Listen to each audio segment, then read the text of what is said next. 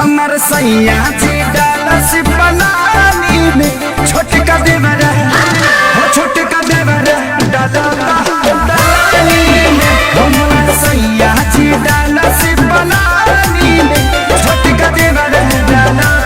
डालानी में साहिजा नए साथी साहिजा होली भटवरे पराहिजा